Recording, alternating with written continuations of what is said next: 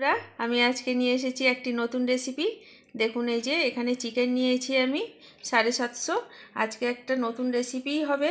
এই যে নিয়েছি এখানে নতুন ছোট ছোট আলু।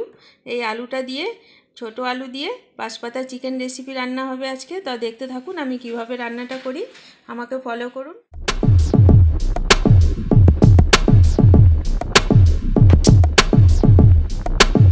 এখানে কিছু গোটা মশলা ভেজে নেব। জিরে, ধনে, গোলমরিচ, এলাচ, লবঙ্গ, দারচিনি, শুকনো লঙ্কা, তেজপাতা, জয়ত্রী। এই মশলাগুলোকে আমি ভেজে জল ছাড়া গুঁড়ো করে নেব। মশলাগুলোকে আমি লো টু মিডিয়াম আঁচে ভেজে নেব। মশলাগুলো ভাজা হয়ে গেছে, এবারে আমি ঢেলে নেব। কড়াইতে দিয়ে দেব সর্ষের তেল। গরম হয়ে গেছে, আলুগুলো দিয়ে দেব। আলুগুলোকে ভালো করে ভেজে নেব।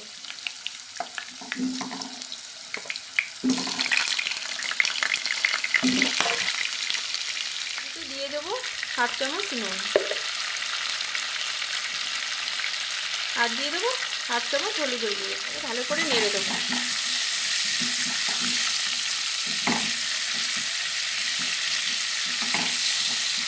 আলুটা গ্যাসের ফ্লেমটা কমিয়ে আস্তে আস্তে করে ভাজতে হবে, যেহেতু আলুটা আমি কাটিনি, গোটা গোটা দেবো।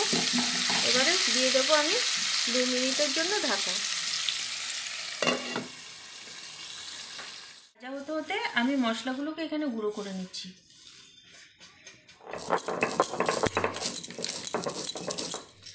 মশলাগুলোকে ভালো করে মিহি করে গুঁড়ো করব না, একটু যাতে দানা দানা থাকে সেরকমভাবে গুঁড়ো করব। করা হয়ে গেছে, এবারে আমি একটা প্লেটে তুলে নিচ্ছি।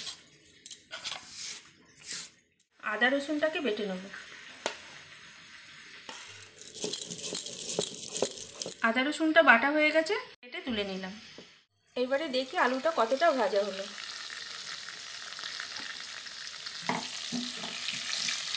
আলুটা প্রায় অনেকটাই ভাজা হয়ে গেছে, প্রায় 60% কুক হয়ে গেছে। এবার আমি আলুগুলো তুলে নেব। তেলের মধ্যে দিয়ে দেবো হাফ চামচ গোটা জিরে। এরপর তেলের মধ্যে দিয়ে দেবো 2টো তেজপাতা, 4টে কাঁচা লঙ্কা, দিয়ে দেবো পেঁয়াজ কুচি।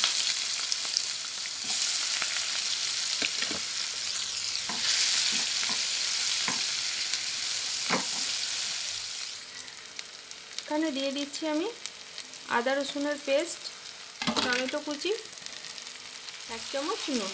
এবারে ভালো করে আমি কষিয়ে নেব।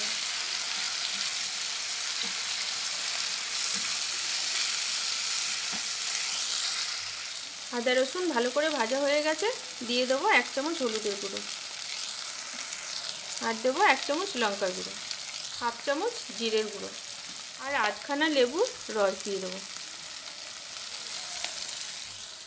মশলা যত ভালো করে কষানো হবে, খেতে কিন্তু ততই টেস্ট হবে। দেবো অল্প পরিমাণ জল।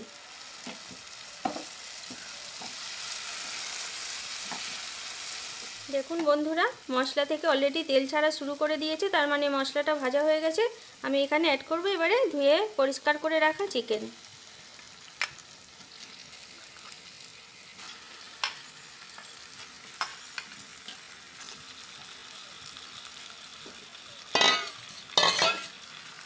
চিকেনটাকে দিয়ে ভালো করে আমি কষিয়ে নেব।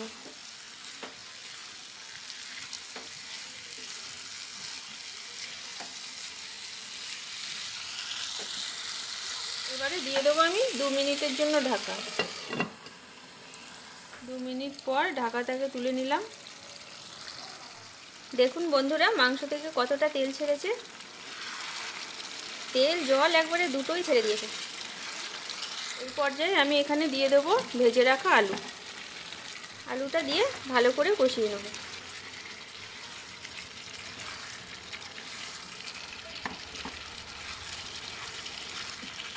বন্ধুরা, এই যে আমি নিয়ে নিলাম বাঁশপাতা।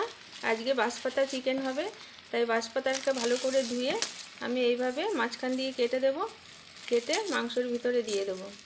এইভাবে একবার আপনারা করে দেখবেন, খুবই ভালো খেতে হয়। আবার আমি 10 মিনিটের জন্য ঢাকা দেব। 10 মিনিট হয়ে গেছে, এবারে ঢাকনাটাকে তুলে নিলাম। এবারে নেড়ে দেবো।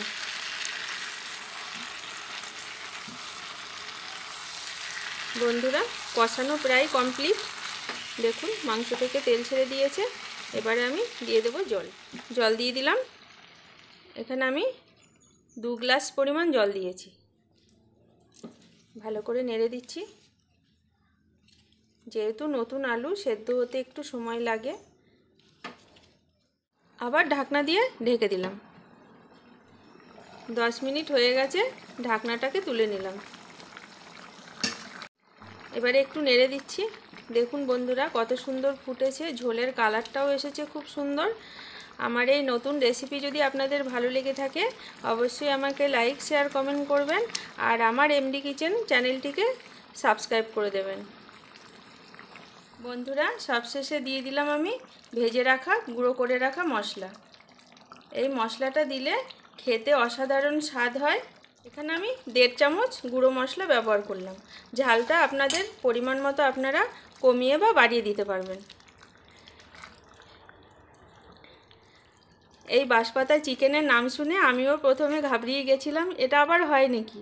কিন্তু আমি যেদিন রান্না করে দেখলাম কিন্তু খুবই স্বাদ খেতে, আর সেন্টও আসে অসাধারণ। আপনারা একবার বাড়িতে চটপট তৈরি করে দেখুন, খুবই টেস্টি খেতে।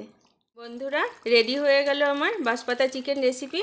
ও আচ্ছা, একটা কথা তো আপনাদের বলাই হয়নি, আজকে হ্যাপি নিউ ইয়ার, প্রথম বছর।